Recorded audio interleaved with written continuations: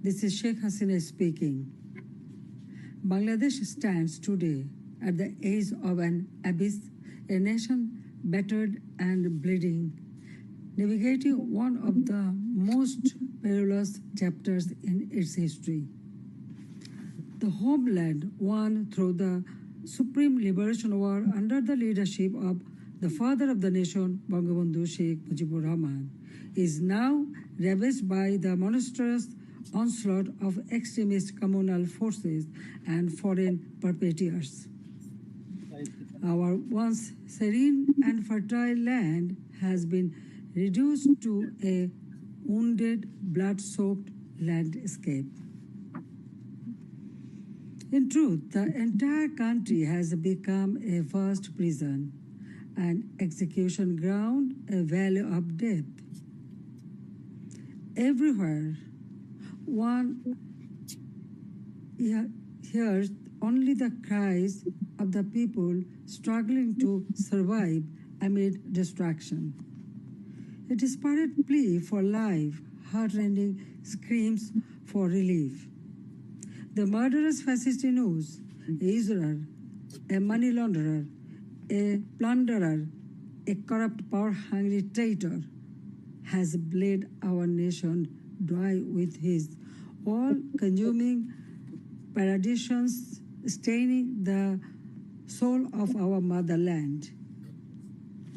On August 5th, 2024, in a meticulously engineered conspiracy, the national enemy, the murderous fascist Yunus, and his entrusted militant accomplices forcibly ousted me, though I am the people's representative, directly elected. From that day forward, the nation has been plunged into an age of terror, merciless, relentless, and suffocating. Democracy is now in exile. Human rights have been trampled into the dust. Freedom of the press has been extinguished. Violence, torture, and sexual assault against women and girls raised unchecked. Life and property have no security. Religious minorities face continuous persecution. Law and order have collapsed. From the capital to the remotest villages, mob terror, mass looting, armed robbery, and extortion reign supreme. Our institutions of learning are plagued by chaos, and justice has become a nightmare. The frenzy of militant extremism has cast a pall of fear across the nation. Even more dangerously, there is a treacherous plot to barter away the territory and resources of Bangladesh to foreign interests. By betraying the nation, the murderous fascist Yunus is pushing our beloved motherland toward the furnace of a multinational conflict. In this grave hour, the entire nation must rise, united and galvanized by the spirit of our great liberation war, to overthrow the foreign-serving puppet regime of this national enemy. At any cost, the brave sons and daughters of Bangladesh must defend and restore the constitution written in the blood of martyrs, reclaim our independence, safeguard our sovereignty, and revive our democracy. Let us, all democrats of the pro-liberation camp, take a solemn oath to build a human and welfare-oriented democratic state, and to confront with unyielding resolve the treacherous designs of the murderous fascist Yunus and his collaborators. My dear, honest, hardworking, and patriotic people of Bangladesh, our nation is stifled by an unelected, violent regime whose false promises have quickly been supplanted by chaos, violence, hatred, and corruption. Faced with lawlessness and erosion of your democratic rights, your courage and strength is tested on a daily basis. Please do not give up now.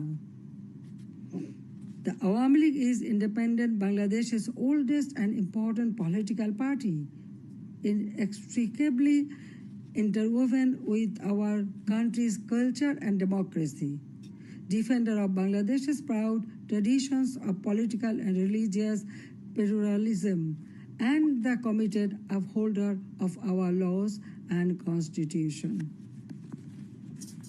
At this darkest time for our countrymen and women, we reaffirm our determination to help you restore the thriving homeland that was snatched away from you. The Awami League calls for the following action to help unify Bangladesh and banish the divisive actions of the past 12 months. We urge Muhammad Yunus to stop ignoring his own people and do what needs to be done in order to heal our country by following 5 crucial steps we believe will lead to a better and stronger Bangladesh. First, restore democracy by removing the illegal Yunus administration. Bangladesh will never experience free and fair elections until the shadow Yunus caste is lifted from the people of Bangladesh.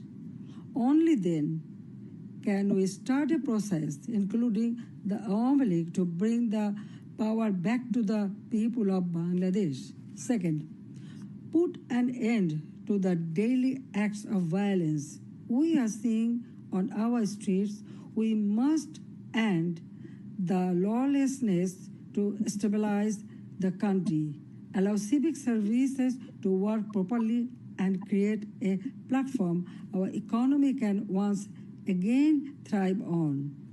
Third, deliver an ironclad guarantee ensuring the safety of religious minority groups, women and girls, and the most vulnerable in our society.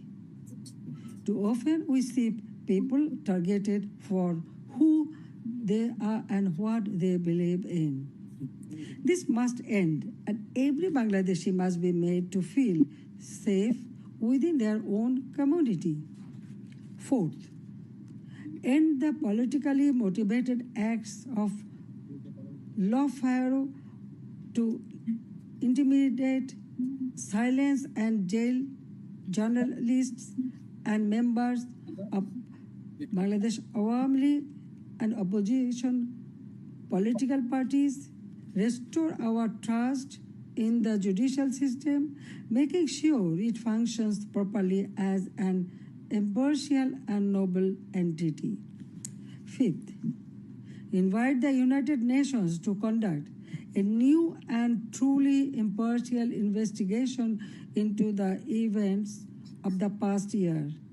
We need the purification of truth in order to reconcile, heal, and move on as countrymen, rejecting the selfish pursuit of vengeance. The international community stands with you.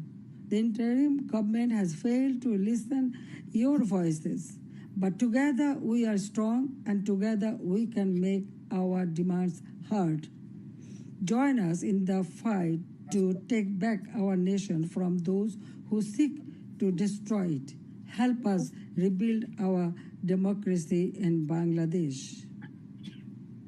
Joy Bangla, Joy.